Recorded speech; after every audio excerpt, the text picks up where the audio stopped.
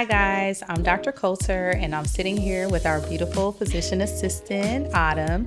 And today we are talking about prostate cancer. So I'd love for us to have this conversation about prostate cancer because this is Prostate Cancer Awareness Month. And we just want to make sure that all those out there, our patients, our loved ones, and just anybody looking for more information about it has a place where they can come and hear a little bit about it. So Autumn, tell me, what are your thoughts about just how often prostate cancer occurs in men?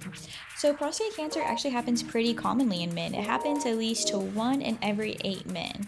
So if you think about it, that's actually pretty common. That's that's more than a 10% chance.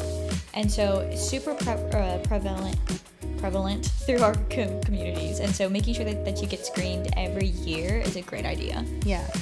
And I think a lot of men kind of are like, what the heck does that entail, right? So you have men who are like, I know I'm supposed to come and get checked at a certain age, but they don't really understand like what the prostate is. And so the prostate is this organ. It sits like right below your bladder, basically, and it's an organ that helps to produce semen, right?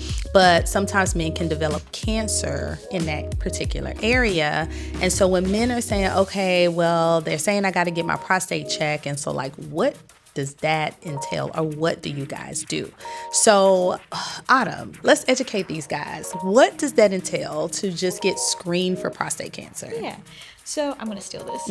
I feel like all men or most men are very familiar with the older way of screening. And so that would be what we call a digital rectal exam, which is where we use our finger and we go through the rectum and we try to palpate the actual prostate. The reason why we do this is because usually with cancer, it forms some sort of lumps or bumps or nodules. So we're trying to feel around and see if we can feel anything.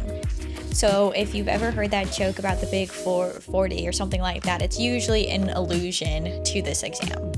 However, nowadays there's a different exam out there. It's actually just a blood test. And so what that blood test looks for is something called a prostate-specific antigen, or a PSA. What that does is it tells us if the prostate is swollen, if it's inflamed, enlarged, or maybe it's all of those things from cancer. And so that one's kind of more of a screening. If that number comes back high, then that lets us know as providers that we need to send our patients for a further evaluation. However, because it's a little bit more general, it doesn't tell us whether 100% you have cancer. It tells us whether something is going on and whether we need to be aware or whether we need to work it up to make sure that you either do or you don't. So if yours ever comes back inflamed, that does not mean I have cancer, oh my God. What it means is we need to do our job and make sure that everything is okay, and we need to find out why it's swollen. Yeah.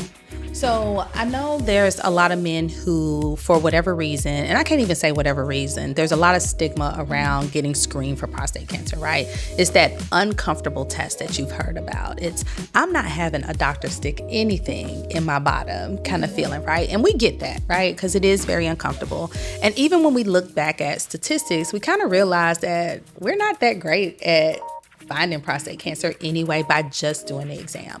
And the reason is because when you think about the prostate, it's about the size of my fist, and it's this 3D kind of organ, right? So even if we're only feeling the back of the prostate. And if you develop prostate cancer in the center of the prostate or the front of the prostate or the side of the prostate, chances are your doctor actually didn't find it that way, which is why we use that blood test. So thankfully to all you men who are avoiding it, now you don't necessarily have to get the digital rectal exam unless there's some abnormality found.